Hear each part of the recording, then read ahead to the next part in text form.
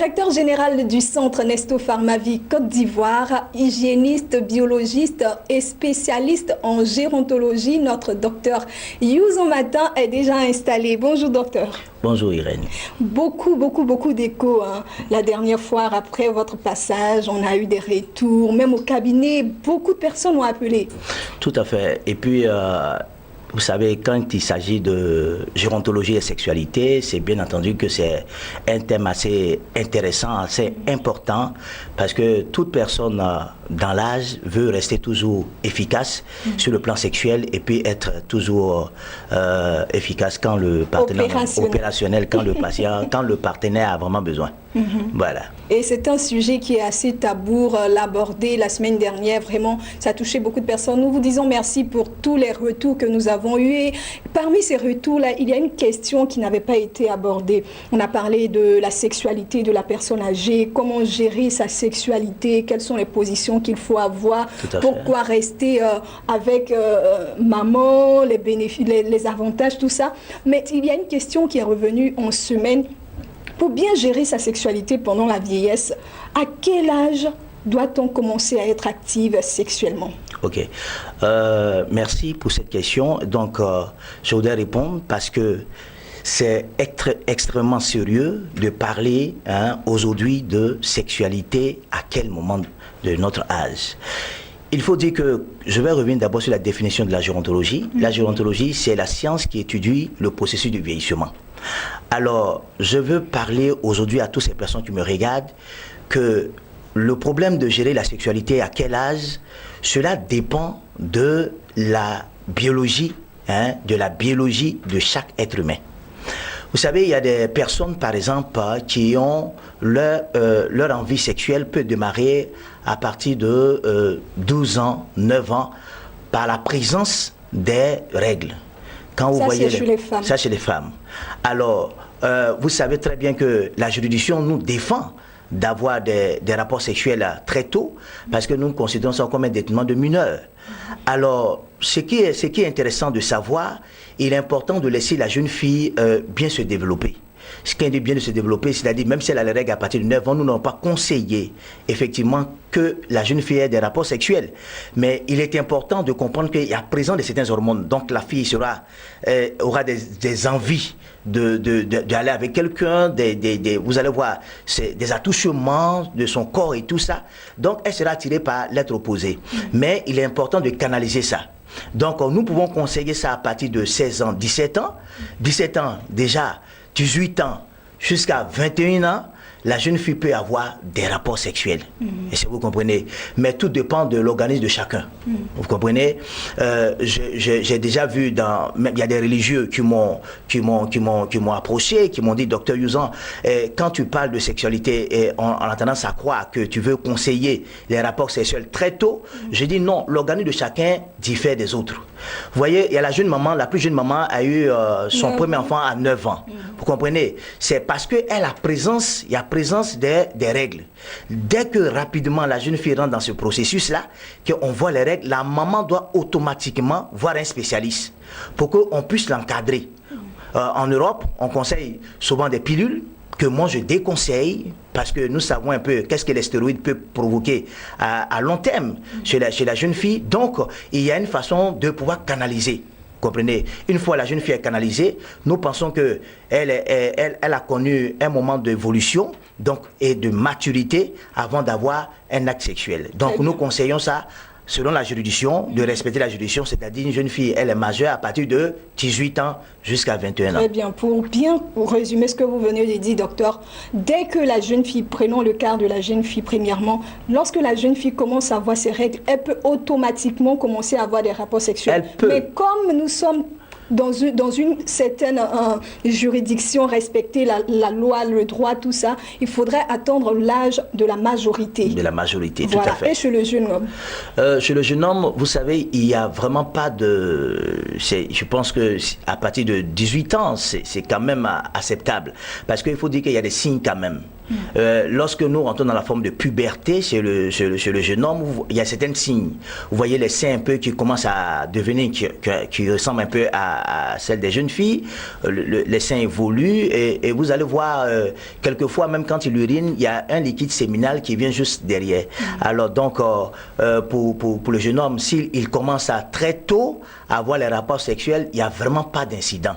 Vous comprenez? Mais seulement que, vous savez, quand les jeunes gens s'intéressent à la sexualité, ils oublient d'autres priorités et qui peuvent même entacher même sa vie scolaire et même son environnement au niveau de sa famille, parce qu'il se considère déjà comme un homme, donc il prend des ailes, et donc c'est vraiment à canaliser tout ça. Voilà. Donc 18 ans pour 18 ans pour le jeune homme. Sinon on peut l'avoir un peu plus tôt. Un peu, non, bon, vraiment.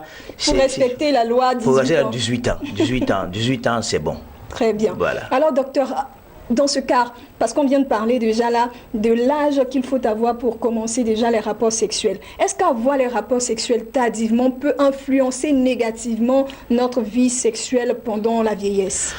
Malheureusement, je dirais oui. Parce que, vous savez, chaque organe a une fonction bien spécifique. Alors, l'appareil génital de l'homme ou de la femme doit être utilisé en bon escient. Malheureusement, il y a certaines, quand je veux mettre en griffe, il y a certaines religions qui déconseillent, tant que la jeune fille ou le jeune homme n'est pas marié, ne doit pas avoir des rapports sexuels. Est-ce que c'est mauvais en soi? Oui, c'est pourquoi moi en tant que spécialiste, je vais toucher sur ce point-là, parce que malheureusement, je reçois dans mon cabinet beaucoup de jeunes filles qui sont dans certaines églises où on leur interdit d'avoir des rapports sexuels alors qu'elle a déjà 30 ans. Si vous comprenez. Vous savez, lorsque la jeune fille prend de l'âge, il y a un organe au niveau de l'appareil génital de la jeune fille qu'on appelle l'hymen. L'hymen qui va durcir, et au fur et à mesure où elle aura des rapports sexuels, ce sera plus douloureux. Or, lorsque la jeune fille, elle a un traumatisme, c'est-à-dire elle n'a pas connu de plaisir réellement dans l'acte sexuel, alors elle garde ce mauvais souvenir et elle pense que tous les rapports sexuels qui suivent sont tous aussi douloureux. Alors, donc, c'est pourquoi nous conseillons à la jeune fille d'avoir des rapports sexuels très tôt. Donc, je conseille aux religieux, au contraire, au lieu d'encourager l'acte sexuel, c'est de les encourager à se marier. Voilà, de les marier très tôt. Ça, c'est encore plus simple. Voilà, c'est de les marier très tôt pour que réellement il y ait une certaine sainteté dans l'église et dans le corps de Christ, pour ne pas qu'on ait un peu de désordre sexuel. Mais il est important de souligner que lorsque nous tardons avant d'avoir des rapports sexuels, ça devient un problème. Parce que la jeune fille, j'ai rencontré un pasteur qui est venu avec son épouse. Il a connu son épouse lorsque son épouse avait 38 ans. 38 ans, déjà c'est quand même difficile parce que elle souffre de problèmes un rétrécissement au niveau des phallopes et tous les rapports sexuels sont douloureux. Malheureusement, elle est rentrée dans une phase de turbulence. Quand il n'y a pas de turbulence, ça dit qu'elle est dans la phase de ménopause. Donc, les rapports sexuels... Une ménopause précoce. Parce qu'un organe, il faut savoir qu'un organe qui ne fonctionne pas correctement s'atrophie. Et il devient de plus en plus compliqué chez la personne qui n'a pas de rapports sexuels très tôt. Alors donc, je tiens à dire à tous, et malheureusement, il y a des maladies qui suivent. Il y a des problèmes d'endométriose, donc une inflammation de l'endomètre. On reviendra aux maladies liées aux maladies et tout ça. Voilà. Donc vous conseillez pour les jeunes femmes d'avoir tôt les rapports sexuels, mais pas avoir les rapports sexuels pour les avoir. Si la religion nous interdit une certaine liberté sexuelle, il faudrait encourager au mariage. Je voudrais saluer ici la religion musulmane qui conseille réellement très tôt les mariages. Vous savez, lorsque la jeune fille a des rapports sexuels très tôt, ça développe son appareil génital. Donc, il y a des maladies telles que certaines maladies bénignes, donc comment on appelle les myomes, les fibromes, qui sont des maladies liées à un dysfonctionnement hormonal. Est-ce que vous voyez? Donc, il y a des personnes qui, lorsque vous n'avez pas de rapports sexuels et la femme continue de faire ses règles, à un moment donné, lorsqu'elle ne rencontre pas, comment on appelle, l'être opposé, alors c'est comme si la femme vit une vie de ménopause précoce. Est-ce que vous comprenez? Parce qu'elle n'a pas de rapport sexuel, n'a pas d'envie et elle est là. C'est vraiment déconseillé. Mais une femme qui a des rapports sexuels bien réguliers, vous allez voir que son appareil génital est bien développé. Elle sera exempte de tout ce qu'on appelle, dans les cas de maternité, les problèmes de choses, comme on appelle là, d'opération, c'est-à-dire de césarienne, parce que comparativement à nos mamans dans le passé, qui pouvaient faire 10 fois les maternités, aujourd'hui, nos femmes d'aujourd'hui ne sont pas capables même de porter 3 fois une grossesse. On voit souvent, on perd souvent les grossesses, on perd les enfants et tout ça. Donc, un utérus qui est bien formaté, qui est bien utilisé en bon escient, qui est utilisé régulièrement, est beaucoup plus apte à contenir une grossesse, 2 grossesses, 3 grossesses, et même jusqu'à 10 grossesses. Mais lorsqu'elle vient vraiment de manière tardive, il y a toujours des conséquences, et c'est ce que nous observons beaucoup aussi souvent dans les cas des jeunes filles qui prennent des grossesses à un âge à 30 ans, 40 ans, et puis on passe à une césarienne. La solution, donc, c'est d'encourager les mariages. Voilà. Alors, docteur, nous allons parler particulièrement, on va refermer ce volet parce que c'était bon à signifier. Nous parlons aujourd'hui spécialement des maladies liées au vieillissement. Qu'est-ce qu'on peut savoir? Je crois que c'est très évocateur parce que parler des maladies liées au vieillissement, lorsque nous observons de manière visuelle les personnes d'un certain âge, nous les voyons souvent en train de marcher des difficultés de mobilité, des problèmes de vision. Donc, on a une baisse de vision. On voit les personnes d'un certain âge qui portent beaucoup les verres. On voit des personnes qui portent souvent une canne. On voit les démasses. Vraiment, il y a un ensemble de maladies qui sont défavorables aux personnes d'un certain âge. Alors, il est important de souligner chaque fois que le vieillissement est différent d'un âge avancé. Oui. Donc, lorsque la personne vit ce qu'on appelle une dégradation biologique défavorable, non pas liée forcément à des maladies, c'est-à-dire d'origine bactérienne ou virale, mais peut-être métabolique, il est important de voir le spécialiste, tel que le gérontologue, pour pouvoir pallier à tous ces maux, parce qu'il y a ce que nous appelons dans notre jargon, comme on appelle la prévention, le traitement et l'entretien. Donc le PTE. Donc nous faisons beaucoup la prévention pour éviter ces maladies. Alors les maladies qui sont les plus récurrentes, je vais partir d'abord sur les maladies les plus récurrentes, ce sont les maladies cardiovasculaires. Et si on a le temps, parler des maladies les plus rares? Les plus rares. Les maladies cardiovasculaires. Vous savez, aujourd'hui, beaucoup de personnes, aujourd'hui à un certain âge, sont toujours chez le cardiologue parce qu'il y a des poussées de tension et tout ça. Vous savez, les personnes d'un certain âge ont un manque de sommeil. C'est-à-dire vivent l'insomnie, n'ont pas de sommeil réparateur. Ils se lèvent entre 2h, 3h du matin, ils n'ont plus sommeil. Vous voyez? Et ce sont des personnes qu'on observe quand on fait les bilans sanguins, on voit ces personnes qui ont une hypercholestérémie.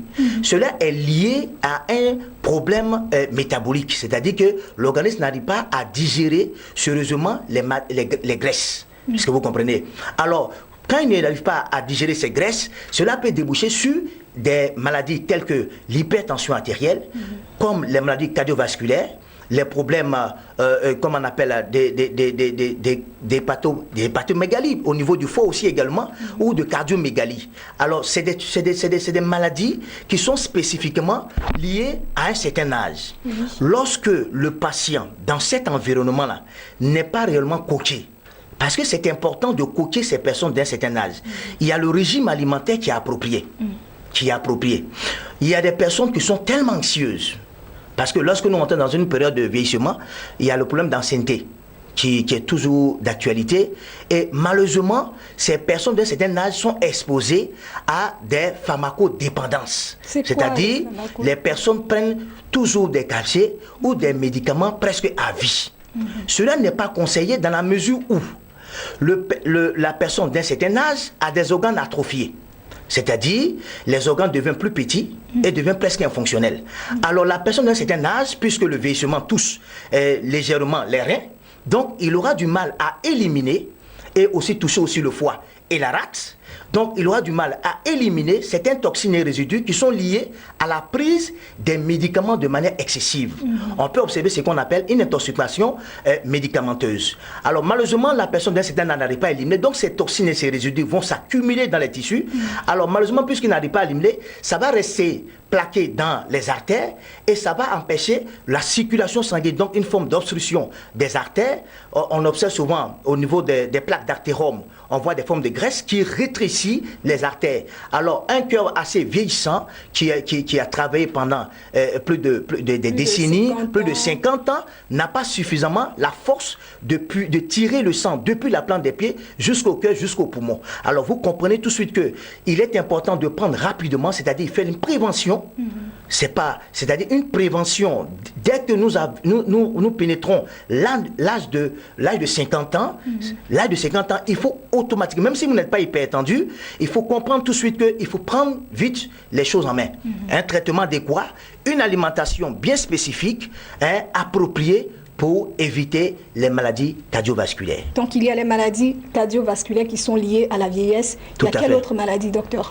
Et il y a aussi le diabète. Il y a aussi qui font partie aussi des maladies métaboliques parce qu'il y a la tension et le diabète sont presque cousins parce que les mêmes organes qui sont régulateurs de la glycémie et de l'hypertension sont tous de la même sont tous pareils.